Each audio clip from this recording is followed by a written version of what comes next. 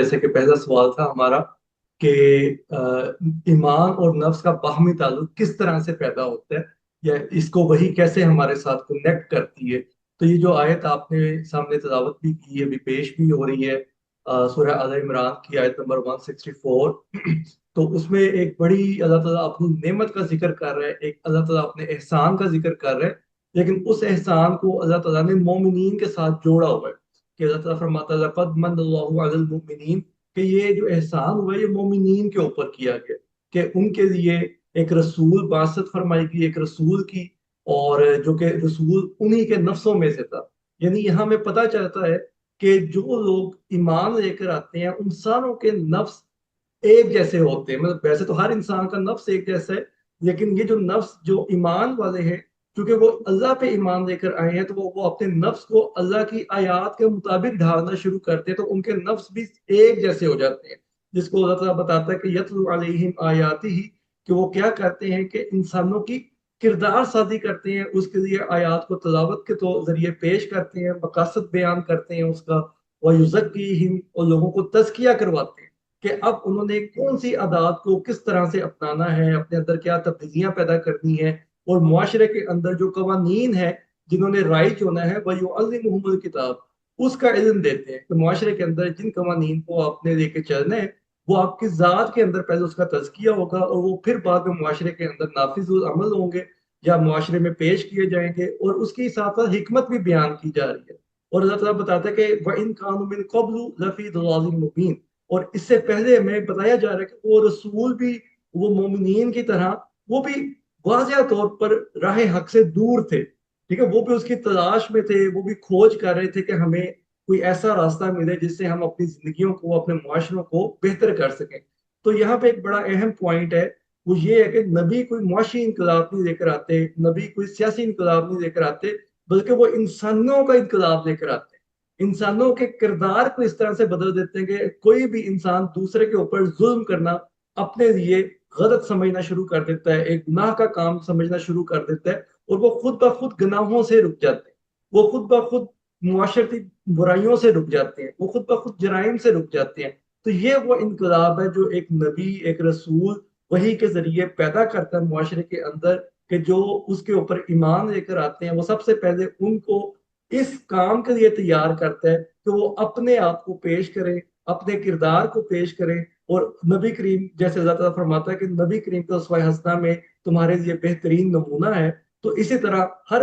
جو صحابہ ہیں ان کے بارے میں بھی نبی کریم صلی اللہ علیہ وسلم کی ایک روایت ہے جس کا مفہوم ہے کہ میرے صحابہ ستاروں کی مانند ہیں، تم جس کی پیروی کرو گے تم فلاح پاؤ گے، تم کامیابی سے کامیاب ہو جاؤ گے. تو یعنی ان کے بھی کردار سازی اس حد تک کی جا چکی ہے کہ ان میں سے ہر ایک صحابی جو وہ قابل اتباع ہے، قابل اطاعت ہے، یا اس کے پیچھے اس کے کردار کو ہم اپنے اندر اتار سکتے ہیں. تو یہ ایک بہت بڑی بات ہے جو اللہ تعالیٰ ہمیں بتاتا ہے کہ جو نفس کی تبدیلی ہے وہ ہمارے کردار سازی کے ساتھ جڑی ہوئی ہے، اور یہ وہ انقلاب ہے جو کہ روئے زمین پر نبی اور رسول برپا کرتے ہیں. اور یہ انقلاب صرف اور صرف وحی کے ذریعے اللہ تعالیٰ بتاتا ہے کہ یہ ممکن ہے، ادروائز جو وحی کے ذریعے انقلاب پیدا نہیں کرتے وہ معاشی انقلاب یا سیاسی انقلاب یا اس طرح کے دیگر انقلابوں کے پیچھے بھاگتے رہتے ہیں، اور دنیا میں کبھی وہ نتائج نہیں پیدا ہوتے جو کہ وہی نتائج کے طور پر اللہ تعالیٰ پیش کرتا ہے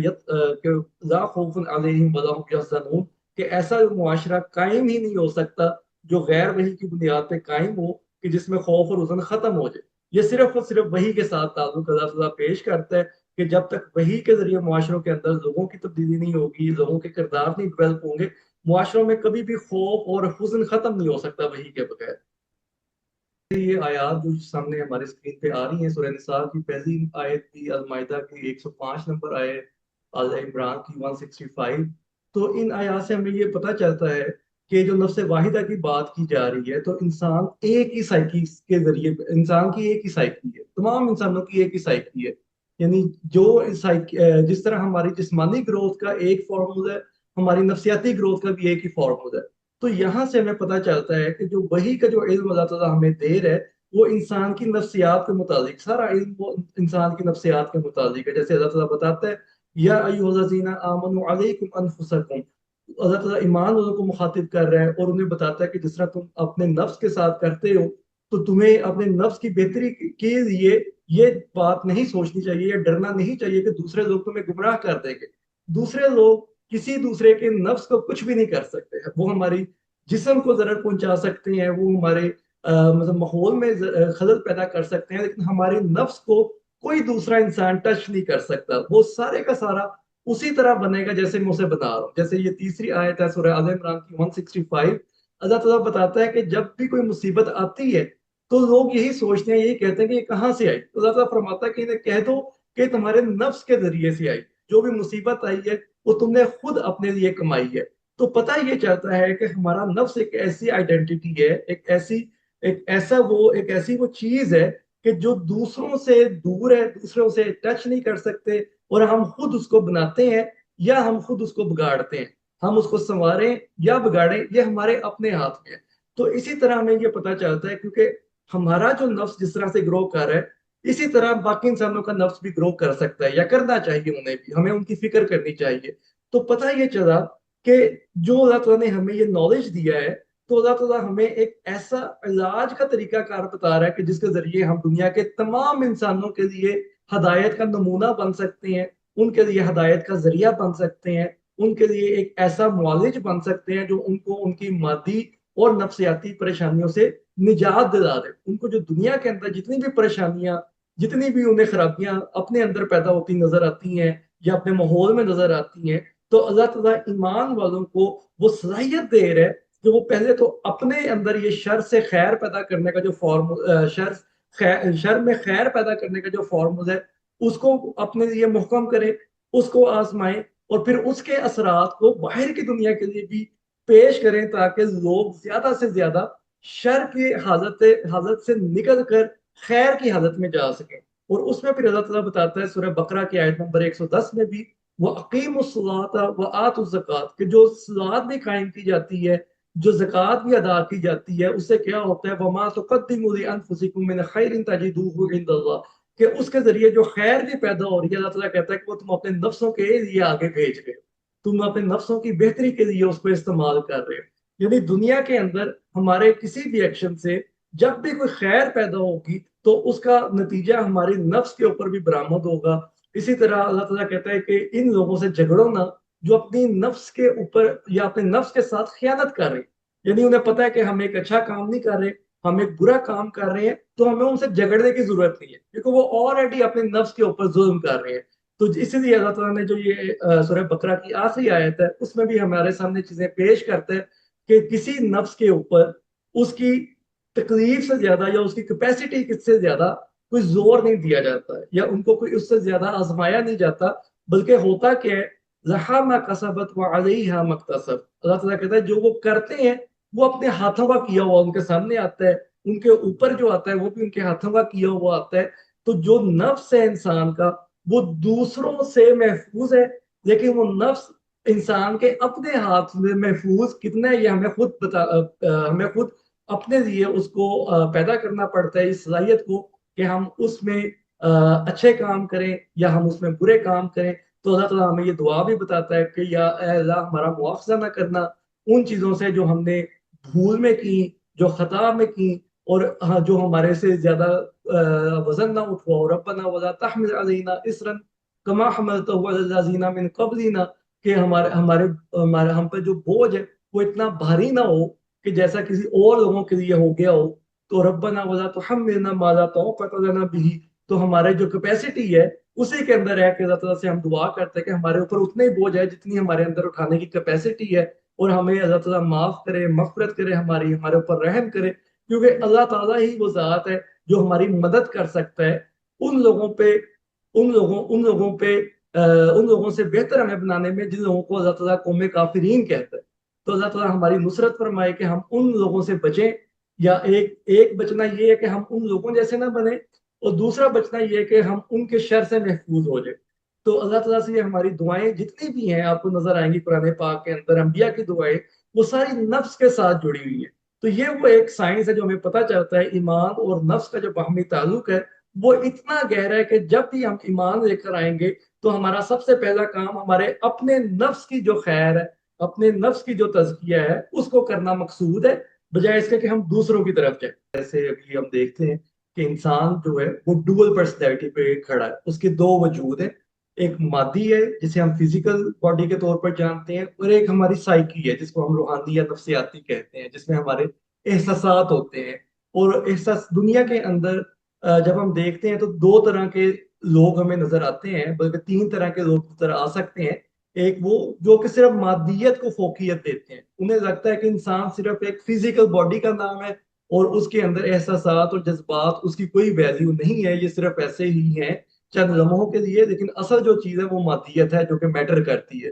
تو یہ وہ لوگ ہیں جو کہ مادہ پرست ہوتے ہیں, اور یہ ہر وقت مادے کے لیے تلاش کرتے ہیں, مطلب مادی ترقی کو تلاش کرتے ہیں, مادی بہتری کو تلاش کرتے ہیں. اور نو ڈاؤٹ ان کو اللہ تعالیٰ وہ مادی ترقی دیتا بھی ہے, کیونکہ اللہ کا قانون یہ ہے کہ جو انسان جس کام کے لیے محنت کرتا ہے, صحیح طریقے سے کام کرتا ہے, اس کو وہ چیز ملتی ہے اس کے پراپر چینل کے تھرو. تو لیکن ہوتا کیا ہے کہ جب ان لوگوں کو مادی ترقی مل جاتی ہے تو ان کی جو نفسیاتی سائڈ ہے وہ ڈیمیج ہو چکی ہوتی ہے. کیونکہ انسان چاہے ایمان لے کر آئے یا ایمان نہ لے کر آئے, نفس اس کے اندر موجود ہے.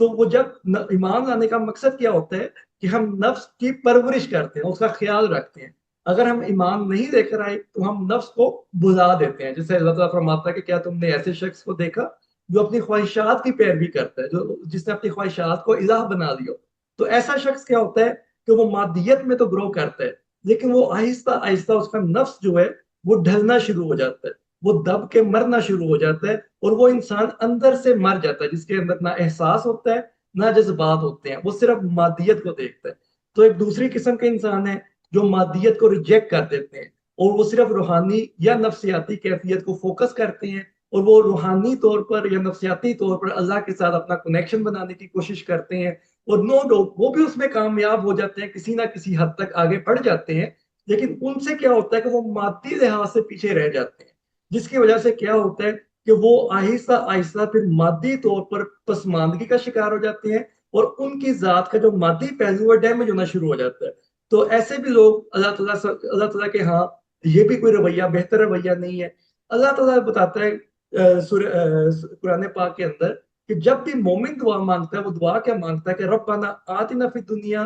حسنۃ وفی الآخرہ, کہ وہ دنیا اور آخرت دونوں کی حسنات مانگتا ہے. یعنی دنیا کی حسنات کیا ہیں کہ اسے مادی طور پر بھی بہتر زندگی ملے, اور آخرت کی حسنات کیا ہیں کہ اس کی نفسیاتی طور پر جو نفس کی گروتھ ہے وہ بھی اس کی بہترین ہو جائے. تو اللہ تعالیٰ مومن کو کہتا ہے کہ یہ وہ لوگ ہیں جو مادیت کو اور نفسیات کو دونوں کو سائڈ بائی سائڈ لے کے چلتے, وہ دونوں کی پرورش کا سامان کرتے ہیں. وہ کسی ایک چیز کو دوسری کے اوپر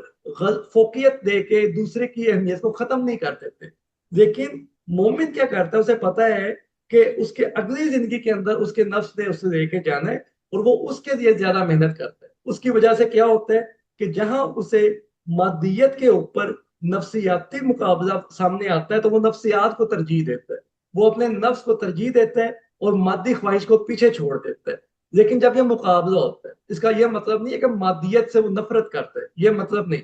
مطلب اس کا یہ ہے کہ جب اسے پتا چلتا ہے کہ میں نے سچی گواہی دینی ہے, میں نے سچ بولنا ہے, میں نے عدل کرنا, چاہے اس سے میرا مادی نقصان ہو جائے, تو وہ اس مقام کے اوپر پہنچ کے اپنے نفس کی جو چیز ہے اس کو پریورٹائز کرتا ہے, اور وہ سچی گواہی دیتا ہے, وہ سچ بولتا ہے, وہ عدل کرتا ہے, اور اپنا مادی نقصان بھی کرنے سے گریز نہیں کرتا. یہاں تک کہ اللہ تعالیٰ کہتا ہے کہ یہ اپنی جان بھی پیش کر دیتا ہے, جو کہ مادیت میں سب سے اعلیٰ مقام کے اوپر انسان جو ہے وہ اپنی جان کو رکھتا ہے. تو اللہ تعالیٰ کہتا ہے کہ یہ نفس کی سچائی کو یا نفس کے اوپر اپنے آپ کو شاہد بناتا ہے, اور اپنے نفس کے لیے اپنی جان بھی پیش کرنے سے ہچکچاتا نہیں ہے. تو یہ وہ چیز ہے جو ہمیں بھی سمجھنے کی ضرورت ہے کہ یہ دونوں سائڈ بائی سائڈ چلتے ہیں,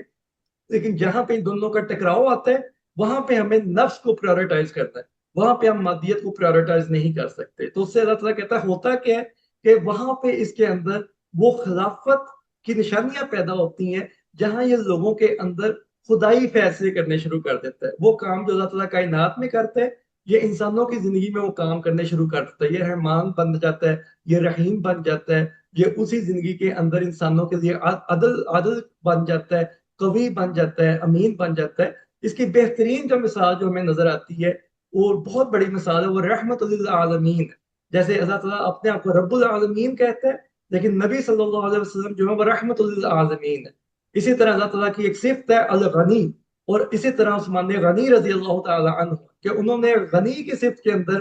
ایسا مقام حاصل کیا کہ ان کے نام کے ساتھ یہ صفت لگ گئی، لیکن ظاہری بات ہے یہ سب کچھ بشریت کے تقاضوں کے اندر ہو رہا ہے۔ تو وہ انسان جو ہے وہ حی قیوم نہیں ہو سکتا، وہ اول و آخر نہیں ہو سکتا، وہ جو اللہ کی ذات کے ساتھ جڑی ہوئی صفات ہے ان میں وہ اللہ کا مقابلہ نہیں کرتا، بلکہ وہ بشریت کے اندر جو صفات ممکن ہوتی ہیں وہ اس میں اللہ تعالیٰ کا وہ ہم سفر سا ایک بن جاتا ہے، یا اللہ تعالیٰ کی وہ عادات کو اپنا لیتا ہے اپنے اندر۔ یہ اس کی کریکٹر بلڈنگ ہوتی ہے، یہ اس کی کریکٹر بلڈنگ کا اعلیٰ ترین مقام ہے، جہاں اللہ تعالیٰ سے بتاتا ہے فرشتوں کو کہ میں خلیفہ فی الارض بنا رہا ہوں۔ تو جہاں پہ فرشتے اعتراض کرتے ہیں وہ ساری ہمیں پتہ ہے باتیں، تو ہم اس گہرائی میں نہیں جا رہے، لیکن یہ ہائیسٹ مقام ہے کردار سازی کا جو اللہ تعالیٰ پیش کرتا ہے کہ جو انسان اپنے اندر اللہ کی صفات کو اتارتا جائے گا بشریت کے تقاضوں کے مطابق، وہ خلیفہ بنتا جائے گا اور اللہ تعالیٰ کی طرح وہ ایکٹ کرے گا اس دنیا کے اندر، اور وہ نظام قائم کریں گے جس میں ہارمنی ہوگی، جس میں لوگوں کی فلاح ہوگی، لوگوں کی بہبود ہوگی اور امن اور آتشی ہوگی۔ اور اس کے لیے اللہ تعالیٰ کہتا ہے کہ وہ کیا کریں گے، وہ جنوں انس الا لیعبدون، وہ اللہ کی عبدیت اختیار کرتے ہیں، اللہ کے قوانین کو اپناتے ہیں، اس کے مطابق وہ اپنی زندگیوں کے فیصلے کرتے ہیں۔ اور یہ جو پروسیس ہے یہ اللہ تعالیٰ کہتا ہے یہ اسی طرح چلتا رہتا ہے، اور انسان جو اپنی ڈوئل پرسنالٹی ہے دونوں کو گرو کرتا ہے۔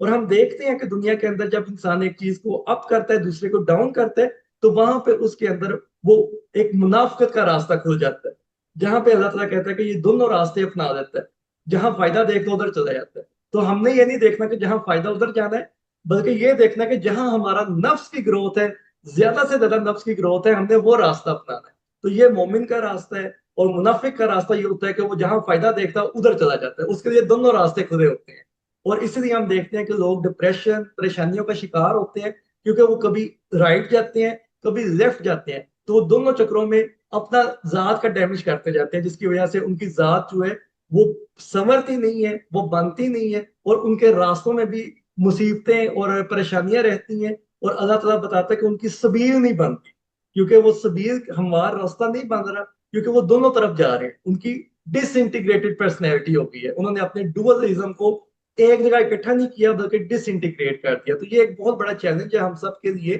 کہ ہم نے اپنے یہ دونوں جو تقاضے ہیں اللہ تعالیٰ کے پیش کردہ مادی اور نفسیاتی تقاضے ہیں، ان کو ساتھ لے کے چلنا ہے، اور پرائیورٹائز ہم نے کرنا ہے کہ ہمارا نفس کس طرح گرو کر سکتا ہے۔ اچھا، اس سلائڈ میں جیسے سورہ شمس کی یہ آیات ہے ہم پہلے بھی دیکھ چکے ہیں، سورہ رات کی یہ آیت ہے ہم پہلے بھی دیکھ چکے ہیں، کہ ایک ہماری انفرادی تزکیے کے اوپر بات ہو رہی ہے کہ اللہ تعالیٰ فرماتا ہے وَنَفْسٍ وَمَا سَوَّاهَا فَأَلْهَمَهَا فُجُورَهَا وَتَقْوَاهَا قَدْ أَفْلَحَ مَنْ زَكَّاهَا وَقَدْ خَابَ مَنْ دَسَّاهَا، کہ اللہ نے نفس کو بنایا، اس کو سنوارا، پھر اس کے اندر فجور اور تقوی کی صلاحیت پیدا کی کہ یہ دونوں میں سے کوئی بھی راستہ اختیار کر سکتا ہے۔ پھر اللہ تعالیٰ فرماتا ہے قَدْ أَفْلَحَ مَنْ زَكَّاهَا، کہ کامیابی اس کی ہے جو اس کا تزکیہ کر دیتا ہے، وَقَدْ خَابَ مَنْ دَسَّاهَا، اور ناکامی اس کی ہے جو اس کو ختم کر دیتا ہے یا اس کے اوپر کام نہیں کرتا۔ اچھا، ان آیات کے اندر ہمیں اگر میں اس کو ایک اور اینگل سے پیش کروں کہ اللہ تعالیٰ ہمیں نفس کے اندر نفس کے ساتھ ایک ایسی ٹیکنالوجی سے متعارف کروا رہا ہے جو دنیا میں لوگوں کو جس کا نہیں پتا، کیونکہ جو لوگ وحی پہ ایمان نہیں لاتے یا وحی کی ہدایات کو فالو نہیں کرتے، وہ نفس کی جو سائنس ہے، اس کے جو فلسفی ہے اس کو سمجھ نہیں سکتے۔ تو یہ ایمان والوں کے لیے، جیسے ہم نے پہلی آیت میں بھی دیکھا، جو اللہ تعالیٰ فرماتا ہے کہ یہ ایک نعمت ہے، ایک احسان ہے علی المومنین، مومنین کے اوپر یہ احسان اللہ تعالیٰ کر رہا ہے جو ایمان لے کر آئے ہیں، کہ ان کو یہ ٹیکنالوجی سے متعارف کروایا جا رہا ہے، ان کو یہ ٹیکنالوجی کی سائنس بتائی جا رہی ہے۔ تو اب ہمیں یہ سمجھنا ہے کہ یہ جو ٹیکنالوجی ہے یہ پوری دنیا کے انسانوں کے اندر یہ چپ لگی ہوئی ہے، نفس کی جو کہتے ہیں کہ ایک نفس کا جو ورچوئل وجود ہے یہ دنیا کے ہر انسان کے اندر موجود ہے۔ اب جو لوگ نفس کو کنٹرول کر لیتے ہیں، یا جو قوم جو گروپ آف پیپل جو ہے کسی دوسرے لوگوں کے نفس کو کنٹرول کر لیتے ہیں، جیسے ہم بھی کنٹرول ہو رہے ہیں ایڈورٹائزمنٹ کے تھرو، چینلز کے تھرو، معلومات کے تھرو، اور ہمارے جو ذہن کو ڈائیورسیفائی کیا جاتا ہے وہ اسی لیے کیا جاتا ہے کہ ہم کسی مخصوص ایجنڈے کے لیے استعمال ہو۔ اب ہم نے کیا کرنا ہے کہ ہم نے اپنے نفس کو اس چیز سے بچانا ہے جو ہمارے اوپر یلغار ہو رہی ہے، انفارمیشن کی، غلط ماحول کی، غلط انفارمیشن کی، غلط نظریات کی، ہم نے اس کے آگے ایک ڈھال بنا لیں گے، جیسے مسامہ نے بھی بات کی، ہم نے ایک شیلڈ بنانی ہے ہم جس کو تقوی کی بیس پہ ہوگی، جس کی بنیاد صلات کے اوپر ہے، زکوٰۃ کے اوپر ہے، سیام کے اوپر ہے، حج کے اوپر ہے، اور دیگر قوانین وحی کے اوپر ہے۔ وہ شیلڈ کیا کرے گی؟ وہ ہمارا تزکیہ کرے گی۔ اس سے کیا ہوگا کہ ہماری انفرادی گروتھ بھی ہوگی، اور پھر اللہ تعالیٰ فرماتا ہے کہ جو قوم اپنے اندر نفس کو چینج کر لیتی ہے، نفس کی حالت کو بدل دیتی ہے، وہ قوم کی حالت بھی بدل جاتی ہے۔ تو یہ ایک قومی اور اجتماعی ترقی کا راز بھی اس کے اندر موجود ہے، یعنی یہ ایسی ٹیکنالوجی ہے جو ہمیں بہتر انسان بھی بنا سکتی ہے، ہمیں بہتر قوم بھی بنا سکتی ہے۔ تو یہ جو ٹیکنالوجی اب خوش قسمتی سے ہم اس سے متعارف ہو رہے ہیں، ہم سب اس پہ ایمان لے کر آئے ہوئے ہیں۔ اب ہم نے اس ٹیکنالوجی کو اپنے مقاصد کے لیے استعمال کرنا ہے، یعنی وہ مقاصد میرے نہیں ہیں، وہ مقاصد میرے ہو نہیں سکتے، کیونکہ یہ ٹیکنالوجی مجھے جس جگہ سے متعارف ہوئی ہے، ہمیں وہ تعلیمات بھی، وہ گائیڈ لائنس بھی وہاں سے لینی ہوگی۔ تو ہمیں یہ گائیڈ لائن کہاں سے ملتی ہے؟ یہ گائیڈ لائن ہمیں وحی سے ملتی ہے۔ اب جو وحی کا محور ہے، وہ پورے کا پورا محور انسانی ذات ہے، وہ پورے کا پورا محور اسی ٹیکنالوجی کے اوپر ہے۔ یعنی کہ اللہ تعالیٰ ہمیں کامیابی کا ایک ٹوٹکا، ایک راستہ بتا رہا ہے، اور فرماتا ہے کہ قد افلح من زکاہا، کہ اب تم اگر کامیابی چاہتے ہو تو یہ جو ٹیکنالوجی یا چپ تمہارے اندر ڈالی گئی ہے نفس کی صورت میں، اس کو ٹرین کرو، جیسے اب اے آئی کو ٹرین کیا جا رہا ہے۔ ٹھیک ہے، تو یہ تو اے آئی کی ٹریننگ ہو رہی ہے، لیکن وہ اور مقاصد ہے۔ اللہ تعالیٰ کہتا ہے کہ اب تم نے اس کو ٹرین کرنا ہے، اس کا مقصد کیا ہوگا؟ کہ